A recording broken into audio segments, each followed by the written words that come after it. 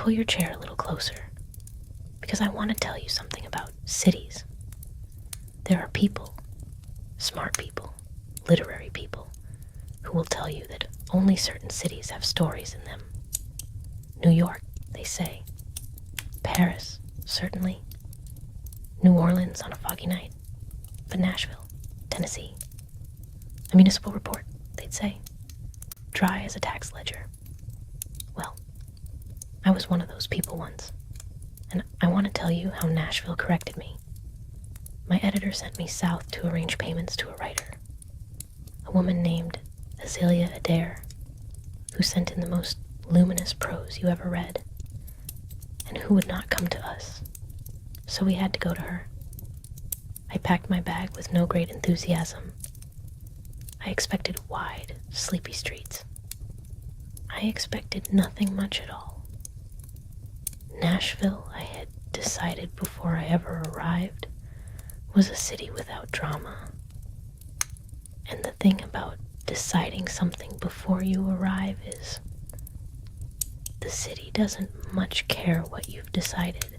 The train pulled into Nashville at night, and the first person of consequence I met was a cab driver.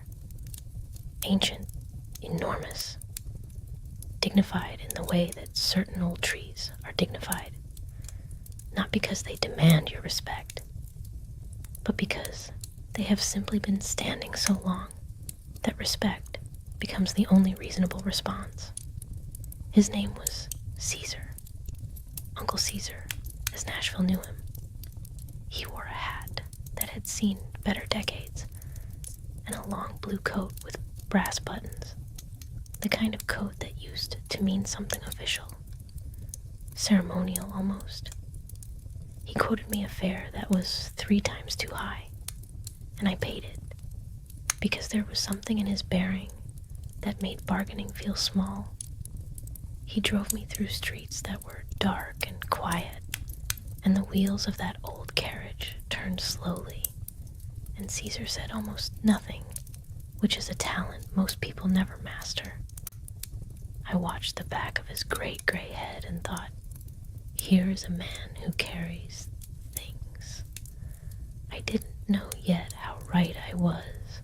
She lived in a house that had once been lovely and was now just holding on, the way certain proud things hold on, with a kind of aching stillness. The garden had gone quiet. The paint had gone pale, but inside, Azalea Adair herself was neither quiet nor pale. She was small and old, and dressed in clothes that told you everything about what she had once had, and nothing about what she now lacked. Her eyes were the eyes of someone who had read everything, and observed everything, and chosen, deliberately, to remain graceful in spite of everything. We sat and talked about literature, about language, about the South, and I forgot entirely that I was there on business. She spoke the way she wrote, with a kind of unhurried precision, each word placed just so. A cup of tea appeared, thin china, the kind you're afraid to hold, and I thought, this woman deserves better than whatever life has arranged for her. I was not yet wrong about that. I was just not yet fully right. His name was Myers. Major Wentworth Myers. If you can believe a man like that had a title. He appeared only briefly, which was enough. He came into the story the way a cold draft comes into a warm room. You don't see it. You just feel the temperature drop. I caught a glimpse of him near the house, and then later I heard him mentioned sideways, the way people in a small city mention a thing they know and you don't. He drank. He had debts the way some men have opinions, loudly and everywhere. And every coin that Azalea Adair earned with that extraordinary mind of hers, every dollar she made from writing prose that ought to have made her comfortable, found its way into his hands before she could spend a cent of it on herself. That is a particular kind of theft, I think. Not the dramatic kind, the slow, grinding, daily kind. The kind that wears a person down like water wears down stone, and the stone never makes a sound about it. I gave her money, over and above the business arrangement. I pressed a coin into her hand, because the house was cold, and the china was thin, and I could not in good conscience do otherwise. A 50-cent piece, bright and simple. She accepted it with grace, the way she accepted everything, without making you feel that you had either condescended or helped. I left her house and climbed back into Caesar's carriage, and we rode back through those night-dark Nashville streets, and I felt the evening settling over me like a kind of heaviness.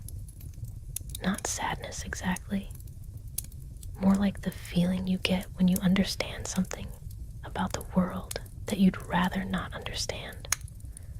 That some people work and some people take. That talent is no protection. That a woman can write sentences like music and still come home to cold rooms and empty cupboards, and a man who spends everything she earns before the ink is dry. Caesar drove on. His brass buttons caught what little light there was. I learned about Myers the next morning. Not formally. Nashville didn't do things formally, but in the way that news moves through a small city, which is to say it moves through the air itself, settles on you before you've had your coffee. He had been found, dead. The circumstances were the kind that a city closes over quickly, the way water closes over a stone. No one seemed particularly surprised. No one seemed particularly grieved. The word used most often was trouble, as in he had been trouble, as in there would be no more of it. I stood on a Nashville street in the early morning light and turned this information over in my mind. I thought of Azalea Adair's thin hands.